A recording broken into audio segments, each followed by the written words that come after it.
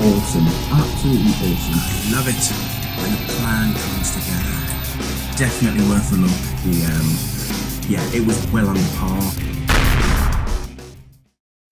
Well, good evening, children. So I'm back from seeing this was just brilliant. X-Men First Class literally was first class. Okay, directed by Matthew Vaughn, written by Jane Goldman and Matthew Vaughn as well, starring James McAvoy, Michael Fassbender, Kevin Bacon, and also the very, very beautiful January Jones as Emma Frost.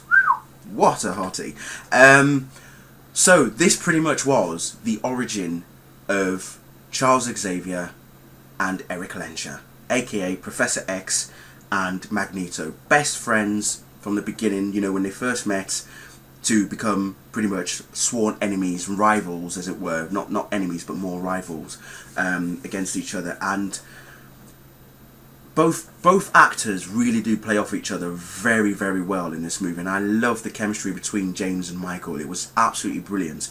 I honestly didn't even know, and I don't know how close to the comics this is, but I had no idea that Charles Xavier and Raven, aka Mystique, played by Jennifer Lawrence, were actually best of friends. Like they were really good friends. They even lived together for a while, because you see at the beginning of the film how Charles meets Mystique in the first place, and I was actually very impressed with that. And then, as I say, as the film develops, you then find out a bit more about Eric and why he is the way he is. He was, you know, what he went through as a child. Because the way that the film started, I have to say, the way the film started exactly pretty much the same way as X-Men started as well, the very first X-Men film. And you can tell pretty much they actually used some clips from Bryan Singer's film.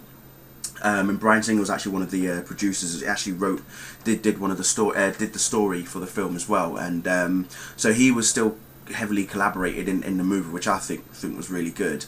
And so they picked off a few of the clips from the first film. And there are so many notable winks and nods to the very first X-Men film and the X2 as well. So all the elements, everything that we have seen in the first three films, well, the first two films anyway, as far as I'm concerned, are all sort of hinted at in this movie. It was so awesomely done. It was unbelievable. Then you've got the supporting cast: Rose Byrne as Moira McTaggart. I wish she had put on the Scottish accent because she was too American. Nicholas Hoult as Hank McCoy. You had Jason Fleming as Azazel. Brilliant. He's actually the father of Nightwing, Nightcrawler, by the way, which very interesting. As I say, you've got Kevin Bacon. What an awesome dude he is. I mean, playing Sebastian Shaw and his character. I know that everybody was wondering if he was actually going to play Sinister, as in Mr. Sinister. And in some ways, Sebastian Shaw reminded me of Sinister, especially from the X-Men cartoons in particular. Just the way he behaved, his mannerisms, everything about him. He was literally sinister. Basically, that's all I kept thinking about him. And the history with him as well was well told with Sebastian Shaw. January Jones was Emma Frost. Dang, that's all. Dang, dang. I know Scorch was going very potty over her during the trailers and stuff, but dude, when you see the film, keep it under control. That's all I'm going to say, dog. Just keep it under control. Everyone else, who else did we have? The guy that played Banshee, Caleb Landry Jones. Then you had Lucas Till as Alex Summers, aka Havoc. And he's obviously the older brother, or at least deemed to be the older brother of Cyclops, aka Scott Summers.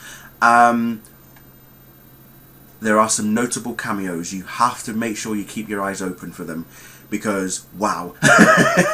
Notable cameos is all I'm going to say. But there are so many tidbits, so many hints, so many.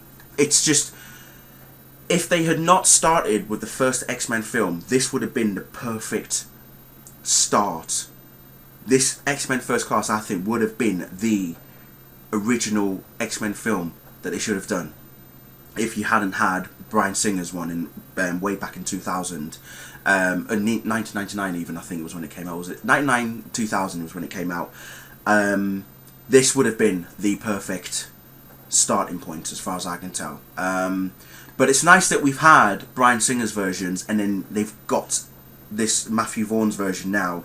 And Matthew Vaughn pretty much paid a lot of homage to Bryan Singer's versions, and it was paid off as far as I'm concerned. I really did thoroughly enjoyed it. So hats off to Bryan Singer, hats off to Matthew Vaughn, Jane Goldman, everybody that was involved, James McAvoy, Michael Fassbender in particular, the entire cast that were in there, you know, Jason Fleming, January Jones, damn, Nicholas Hoult. I was very, very, how should I put it, curious with how Hank McCoy becomes Beast, and even the naming of the characters, how they had to get their secret names as well, because they're working for the CIA, and one of them actually said, oh, we should have code names, and pretty much it's Raven who gives them the code names. She's the one that pretty much names everyone, most of them anyway, and it really is a good starting point. And another thing I'll mention is Cerebro. Again, keep your eyes open. All I'm going to say on that one. But so many things that lead up to the first X-Men film is all in here, people. It's all in here. So brilliant, absolutely brilliant. So I highly recommend you go out there and watch it and just enjoy it as best as you can. It's not in 3D, which I think was probably a good thing. Probably an awesome thing that it wasn't in 3D, because it wouldn't have worked well in 3D, I think. But awesome, really brilliant, definitely first class, well deserved. Thank you very much. Good night.